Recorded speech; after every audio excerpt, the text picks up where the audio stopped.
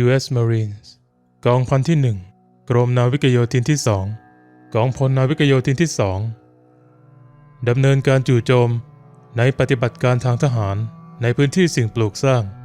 Military Operation on Urbanization Terrain RAID ในห่วงการประเมินค่าความพร้อมรบนาวิกโยธิน Marine Corps Combat Readiness Evaluation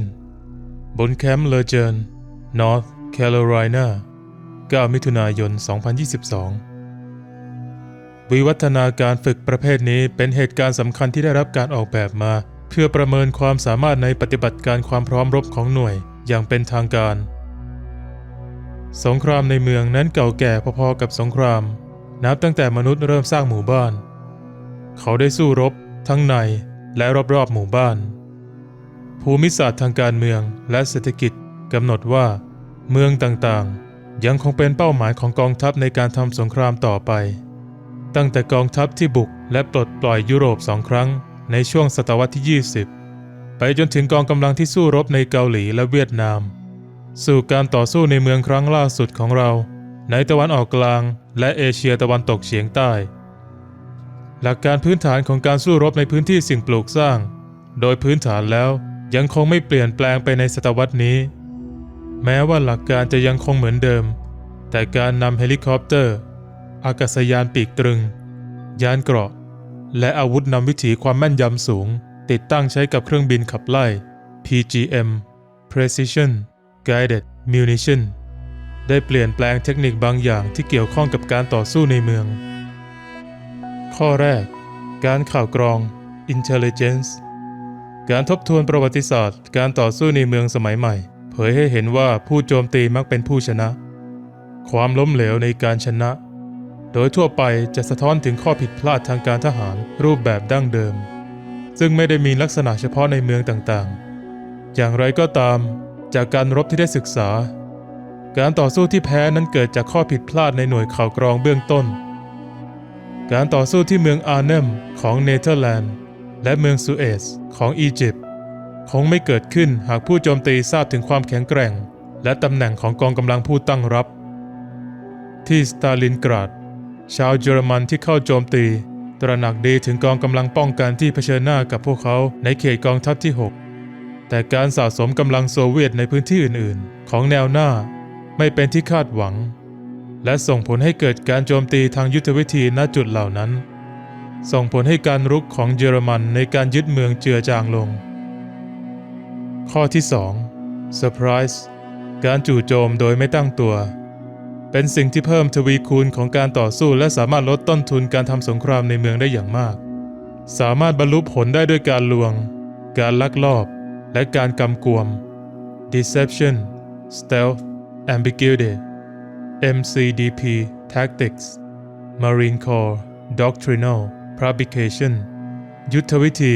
สิ่งพิมพ์หลักนิยมนาวิกโยธินการโจมตีสามารถเป็นขุมกำลังที่สำคัญในการเพิ่มอิทธิพลแต่ดังที่ความล้มเหลวที่อาร์เนมแสดงให้เห็นว่าไม่จำเป็นต้องเป็นจุดแตกหักเสมอไปเมื่อมีการใช้การจู่โจมเป็นหนทางในการเอาชนะเหนือสิ่งอื่นๆสิ่งสำคัญคือต้องรักษาข่าวกรองที่แม่นยำในเขตเมืองการจู่โจมทางยุทธวิธีสามารถนำมาใช้เพื่อเตรียมการป้องกันเมืองอย่างมีประสิทธิผลข้อที่3การรบผสมเหล่า Combined Arms MACTF กองกำลังเฉพาะกิจทางอากาศภาคพื้นดินนาวิกโยธินจะต้องใช้ประโยชน์จากหนึ่งในวิธีการสำคัญในการชิงความได้เปรียบในการดำเนินกลยุทธ์สงคราม Maneuver Warfare นั่นก็คือการใช้กำลังรบผสมเหล่าการใช้การรบผสมเหล่าทำให้ศัตรูตกอยู่ในภาวะที่กลืนไม่เข้าคายไม่ออกการกระทำใดๆที่ศัตรูทำเพื่อหลีกเลี่ยงเหล่ารบทัพหนึ่งจะทำให้เขาเสี่ยงถูกโจมตีได้ง่ายต่อเหล่ารบอีกทัพหนึ่งมากขึ้นข้อที่4 Combat Forces กำลังรบไม่ว่าจะโจมตีหรือตั้งรับขนาดของกำลังที่สัมพันธ์กับศัตรูก็มีความสำคัญอย่างยิ่งต่อความสำเร็จ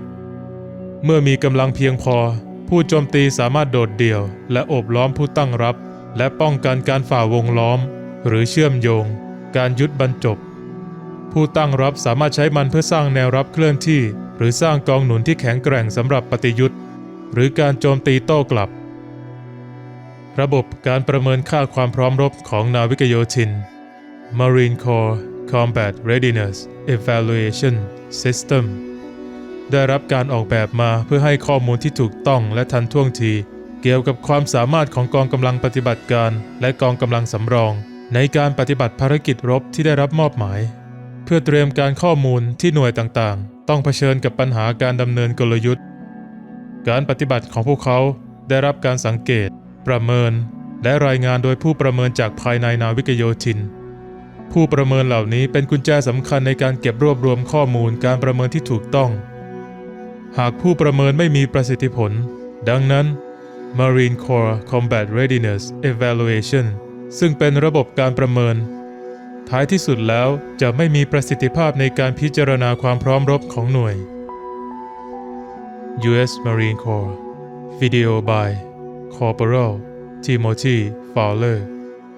เรียบเรียงและแปลโดยวนาลีฮันเตอร์ Why are you guys talking? Just fucking shoot him.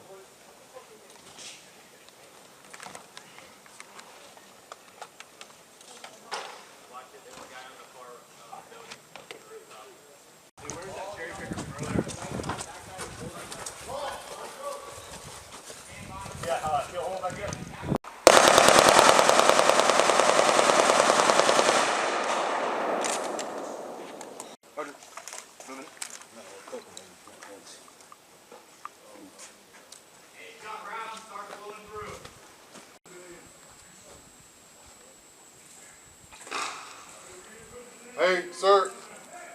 Here, give me 50. Give me 50 of those. Hey, go, Sean, the wound's gonna start getting worse. Hey, you got it. Straight ahead there, Juggies. Come on. We're moving. Second out.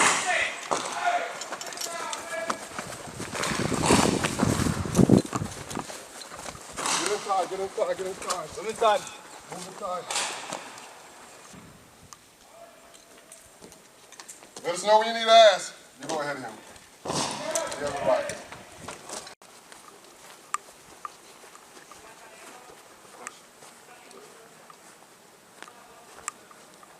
We'll get him my fucking self.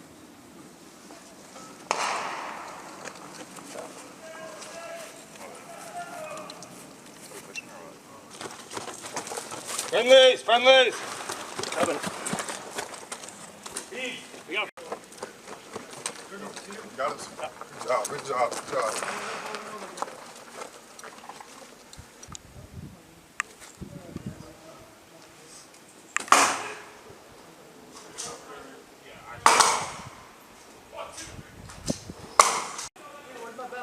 Here. All right.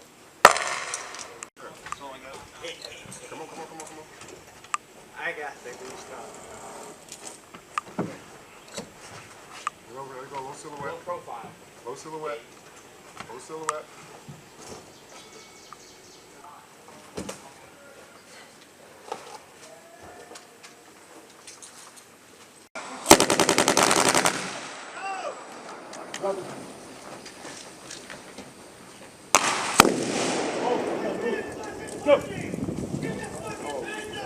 Come on.